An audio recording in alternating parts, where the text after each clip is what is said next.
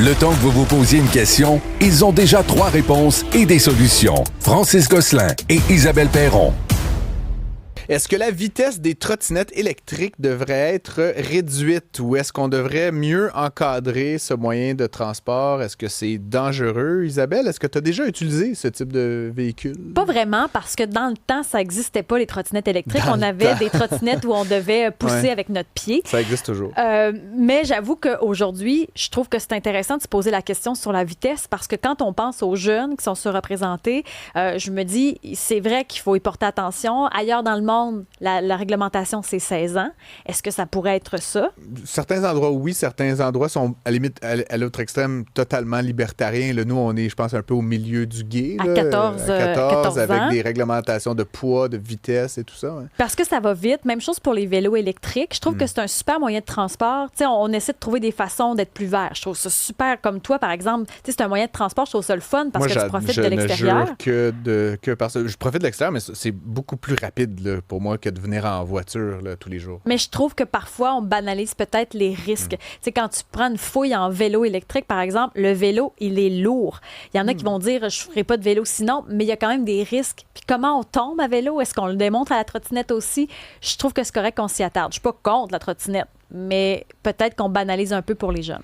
Tout à fait. Puis évidemment, loin de moi l'idée de me réjouir là, de ceux et celles qui se blessent. Je suis toujours un petit peu, évidemment, réfractaire à trop d'encadrement, plus de contrôle. À un moment donné, je trouve que faut aussi laisser aux gens le soin de prendre responsabilité. Pour les très jeunes, je peux comprendre, mais moi, à 44 ans, là, j'ai pas envie qu'on me dise combien de grammes peut peser ma trottinette. Non, puis je peux aller à 22 ou 25 un scooter, ou 38. Tu as un permis? Tu passes un permis de conduire? Est-ce qu'on pourrait faire ça avec pas une trottinette? Pas les moins de 50 cc. C'est pour ça que je te dis, il y a tout un continuum, en bon français, de moyens de transport. Puis, comme tu le disais, il y a l'aspect un peu vert, peut-être. Je ne sais pas si c'est si vert que ça, parce que ça a une durée de vie assez courte, une trottinette, un vélo électrique. Toi, pendant que tu es en vélo, tu n'es pas. Mais je ne suis pas dans un char. Fait qu'aussi bien jeter 28 livres aux poubelles que 4 tonnes aux poubelles, là, on s'entend. Mais ça reste que ça désengorge la route, ça endommage moins les autoroutes, etc. Ceux qui ont des trottinettes, est-ce qu'ils connaissent le code de la route? Est-ce qu'ils connaissent? Moi, est-ce que ça pourrait être une solution? On poserait la même question pour les vélos. Puis moi, je suis un ancien cycliste quand même passionné. J'ai fait le circuit Gilles Villeneuve, on roulait à 40, 45 allègrement. Puis j'étais bien plus jeune. Là, je veux dire, j'avais pas besoin de permis. Certains diront c'est pas sur dans toutes un les environnement routes. contrôlé. Ouais, mais ce que je veux dire, c'est que sur la route normalement. Puis c'est drôle, je veux te dire une affaire, moi, je l'utilise chaque jour. Puis c'est drôle, rouler trop lentement dans le trafic, ça gosse les automobilistes. Parce que là, t'es un obstacle. Si tu roules un peu à la vitesse du trafic, genre 30-35, là, ils sont comme, ouais, t'es là, mais t'es comme genre une moto, là, tu sais, t'es un peu moins vite. On dirait qu'il y a comme d'aller trop lentement dans le trafic, ça devient un problème. Moi, des fois, je dis qu'il faudrait quasiment augmenter la vitesse permise. Bref, je suis vraiment pas un expert de santé publique, mais en tant qu'utilisateur de ces moyens-là, puis j'ai autant un vélo électrique, autant une trottinette électrique, j'ai l'impression qu'on encadre puis qu'on réfléchit mal le problème au Québec actuellement. Probablement, parce que sur les pistes cyclables, par exemple, tu as une limite de vitesse. Là, parfois, tu es avec les piétons, c'est les piétons qui se mettent dans ta voie.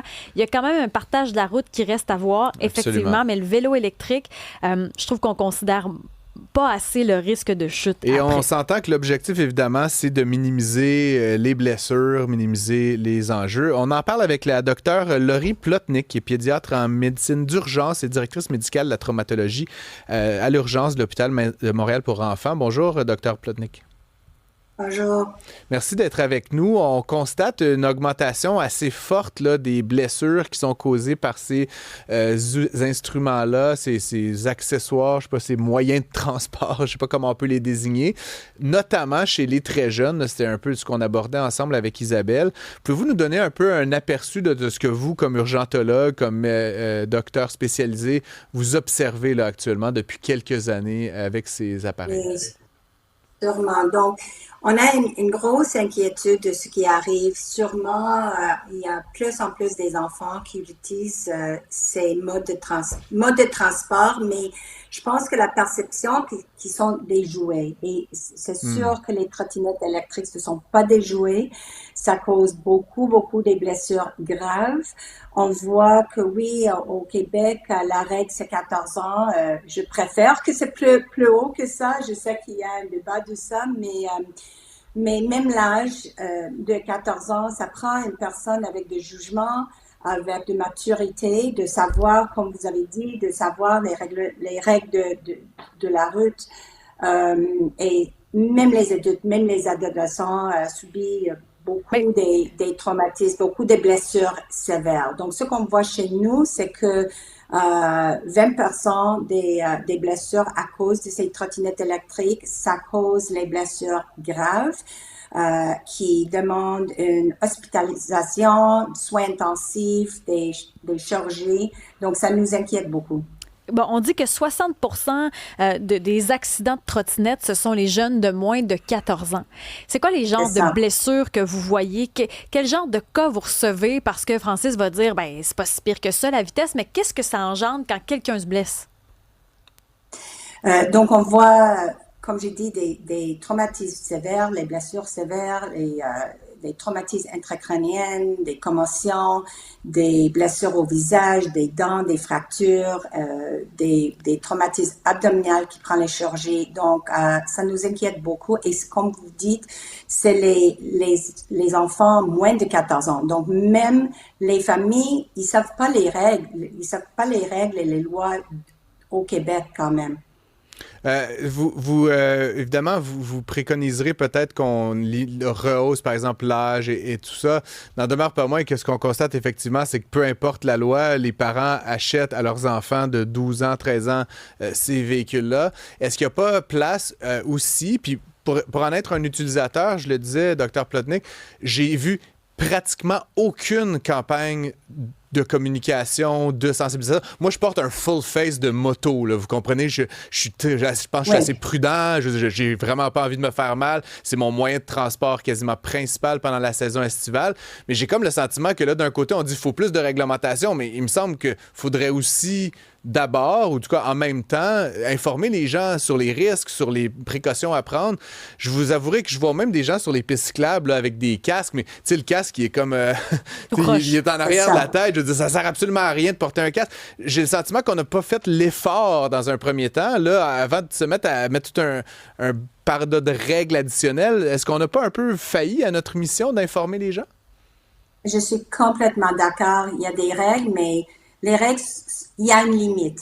Et ça prend la communauté, les familles, les utilisateurs de savoir les risques de ces modes électriques, de savoir les risques, de savoir les règles, de porter le casque obligatoire qui est bien ajusté, pas juste sur la tête, pas connecté. Ça prend vraiment de savoir où est-ce que ça fait de sens d'utiliser, mais aussi je pense qu'à ce point, la communauté ne savent pas.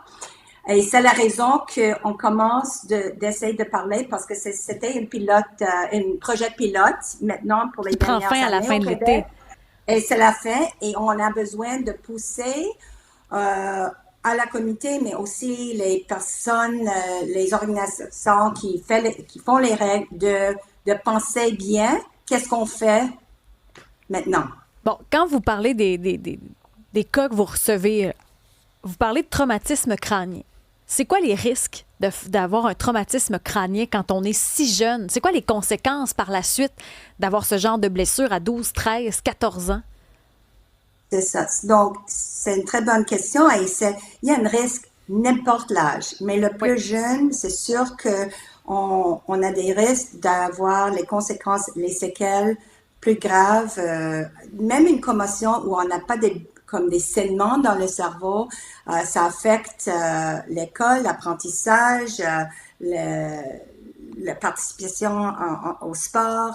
Ça peut affecter, ça peut être relié avec des problèmes de santé mentale en futur. Donc, il y a une grosse conséquence des blessures.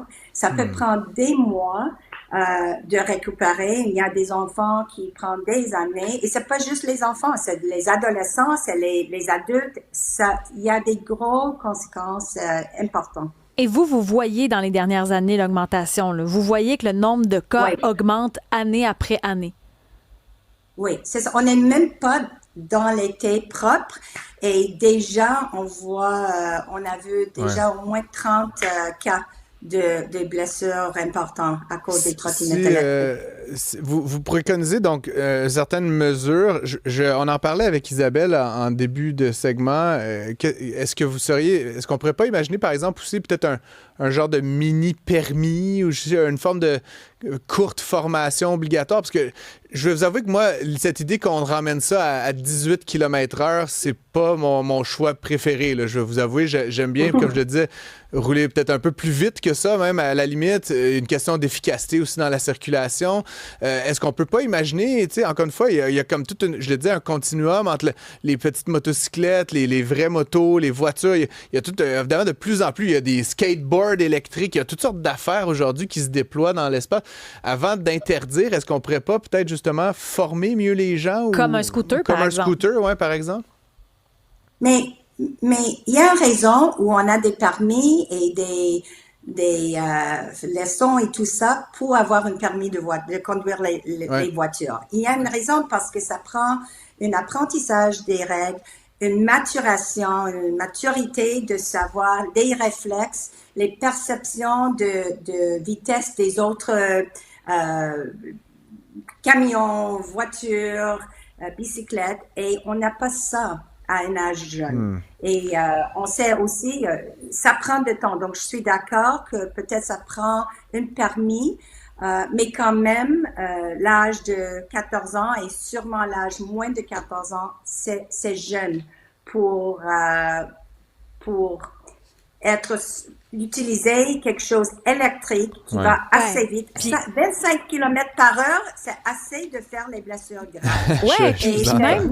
Et nos routes, l'état de nos routes, ça aide pas et ça augmente les risques aussi. Je vous propose de ne pas ouvrir. Non, mais c'est vrai, mais ça, on en a vu des adultes, même des adultes qui se sont plantés, qui ont tombé solidement là, avec des traumatismes crâniens, avec les nids de poules, il y en a beaucoup. Francis parlait des casques à vélo parce qu'on dit, bon, les jeunes, parfait, est-ce qu'on devrait augmenter ça? Est-ce qu'on propose l'idée du permis? Mais ce matin, dans le Journal de Montréal, il y avait aussi les délinquants du casque sur les vélos. Là, en 10 minutes, ils nous disaient, on a vu 10 personnes qui portaient pas le casque à vélo. Des contraventions. C'est des vélos assistés, hein? C'est des vélos essentiellement électriques, là, entraînement, ouais, c'est ça. Ben, c'est ça qu'on est en train de mettre. C'est pas obligatoire sur tous les vélos. C'est ça qui est particulier. Puis je pense qu'il y a beaucoup de gens qui ont comme une confusion, surtout dans les Bixi. C'est que c'est comme le même objet, mais il y en a qui sont beaucoup plus rapides, forcément. Et donc là, certains, tu as besoin de casque, d'autres pas. Le monde, ils n'ont pas toujours leur casque en dessous du bras. Et donc, il y en a qui ont écopé d'amende de presque 300 000 d'amende à peu près là, qui a été réclamé comme ça, pas de casque. Donc, il y a quand même cet enjeu-là où le message passe pas tout à fait. Là. Mais obligatoire ou non, les casques sauvent les vies. Ça, c'est sûr. Mais ça prend une bonne casque, la casque appropriée pour la vitesse puis l'utilisation. Et ça devrait être bien ajusté, bien attaché.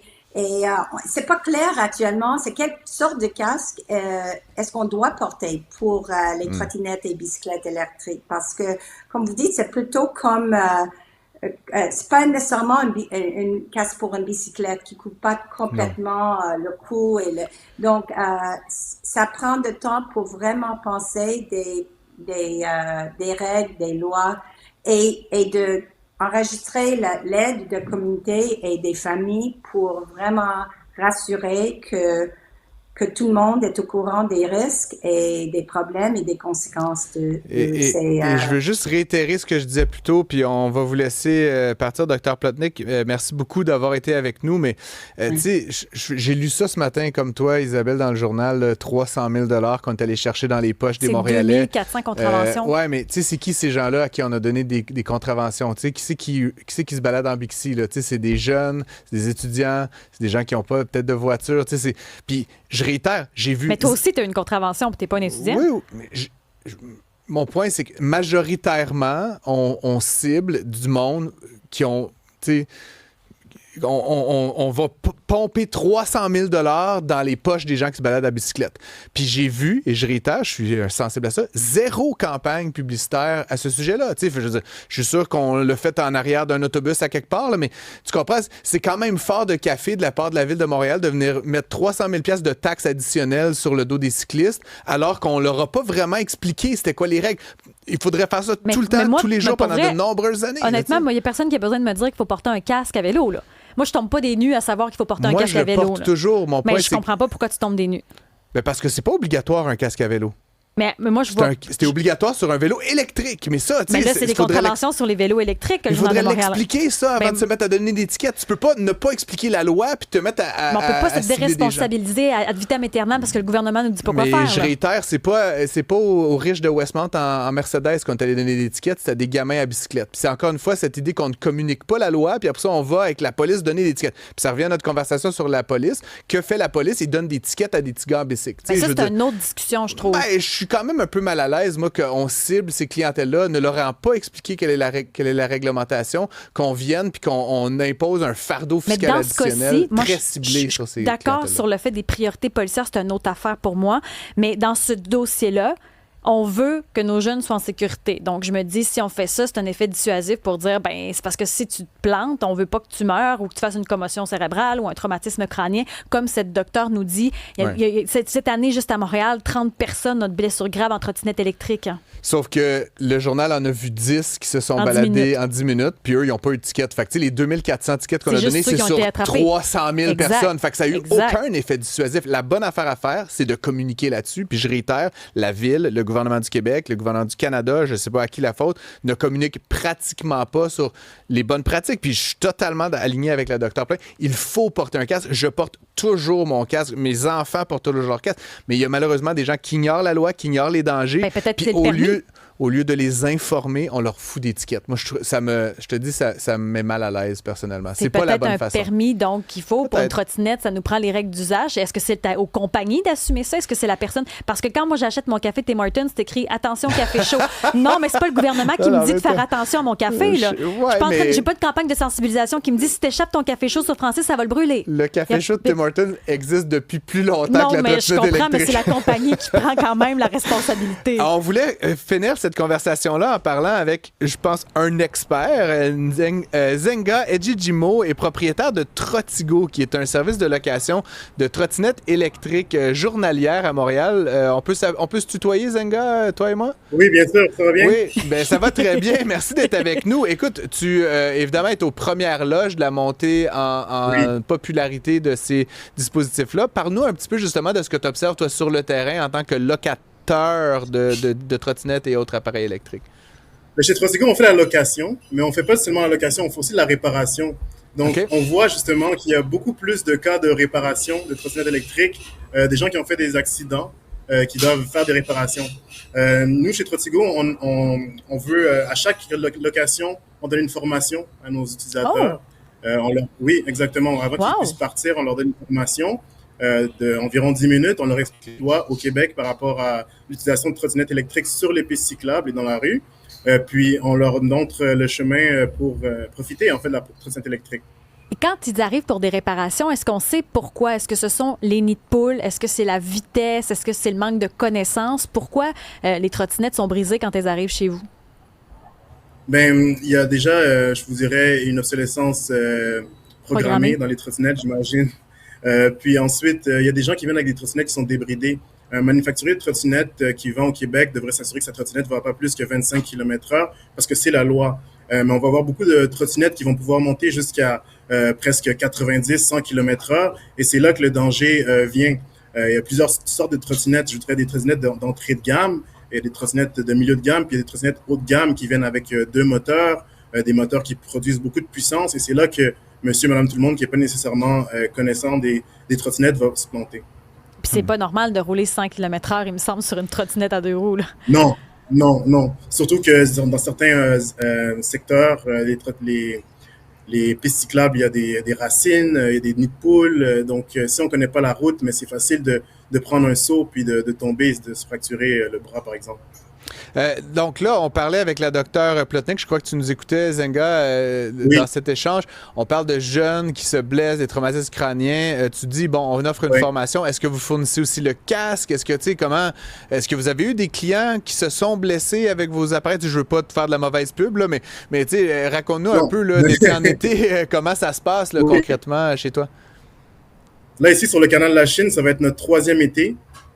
Puis je vous dirais qu'environ 500 personnes, j'ai peut-être 4 personnes qui se sont blessées. Ça va être des gens qui sont pas nécessairement familiers avec la trottinette, qui ont une certaine réticence ou une appréhension face à la vitesse. Puis c'est à ce moment-ci que peut-être une gaffe peut arriver. On partage la route sur les pistes cyclables avec des cyclistes qui sont parfois en entraînement. Et puis on a remarqué une ou deux fois des collisions entre cyclistes et des trottinettes.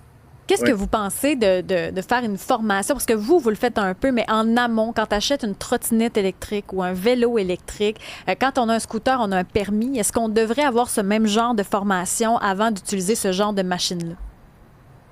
Ben, je pense pas que c'est nécessaire tant et aussi longtemps que, disons, on n'est pas sur la route. Si on est on n'a pas besoin d'un permis pour faire du vélo. Moi-même, je suis cycliste. J'utilise la route. J'utilise les électriques. Ouais, c'est vrai. Électrique, mais c'est pour les différent. trottinettes, c'est vrai, c'est très différent. En Bixi, j'ai déjà eu un ticket parce que j'étais en Bixi sans avoir mon casque, un Bixi électrique. Donc, je comprends bien de quoi vous parlez plus tôt.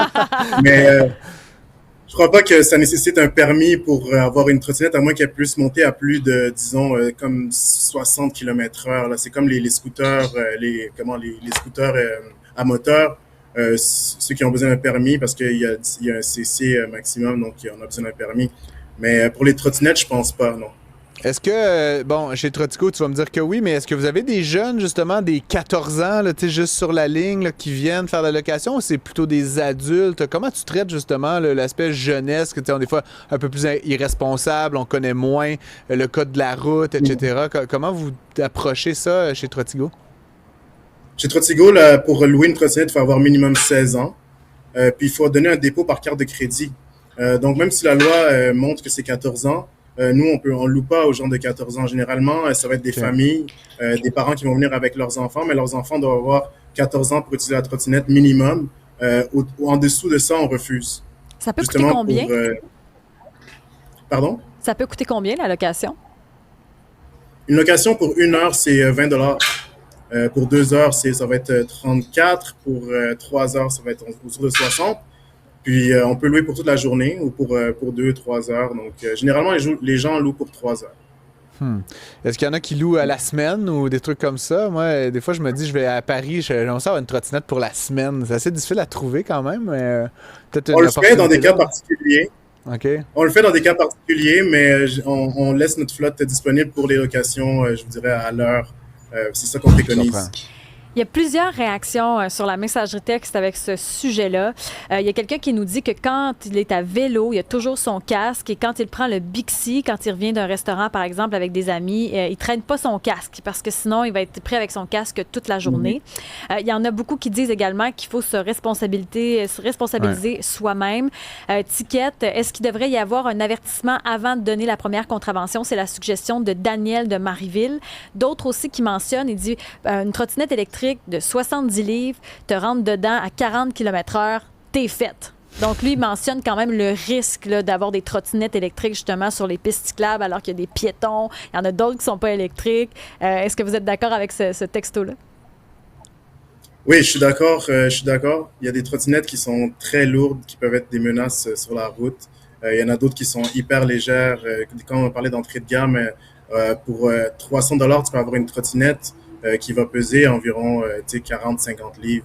C'est vrai que ça pardonne pas sur une collision frontale ou sur un nid de poule parce qu'on passe directement par-dessus le guidon. Donc, c'est là que les accidents évoluent. Arrive. Ouais. Suggestion, pourquoi on ne fait pas comme à Vancouver? Les casques sont fournis avec les trottinettes, donc pas besoin de traîner ton casque dans un bar, tu vas prendre un verre ou peu importe, là, tu vas prendre un café. Là. Pas besoin de traîner le casque, suggestion.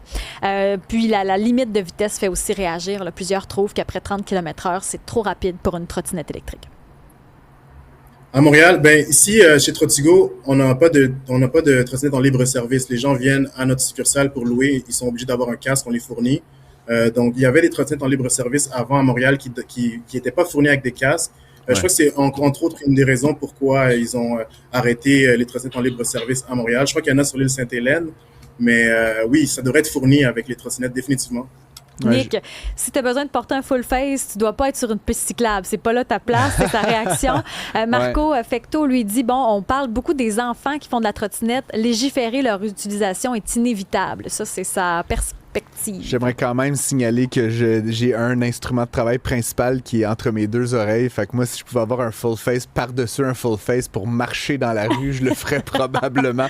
Merci beaucoup, Zenga. C'était vraiment intéressant d'avoir la vision de quelqu'un qui pratique la location, qui voit évidemment des usagers divers là, à tous les jours depuis 3 étés, comme tu le disais. Trottigo, donc je rappelle, est-ce que c'est le même Trottigo qui est à Saint-Hubert Oui, on a 2 succursales. 2 succursales. On a 2 succursales, donc Fais-nous donc ton pitch de vente en 10 secondes, là, Zenga. Là. Mais venez nous voir, Trottigo, c'est un super concept. C'est parfait pour des dates ou des dates en famille, à 2. Ben justement, c'est dur de rencontrer. C'est intéressant. Puis c'est pas cher, donc venez nous voir. Puis toute l'équipe de Cube Radio. Combien de locations par année à peu près? Est-ce que vous tenez le compte? Environ, je vous dirais autour de 300 par année. OK. Quand même. Hein. Bon été. Ouais. Merci beaucoup. À bientôt. Merci beaucoup.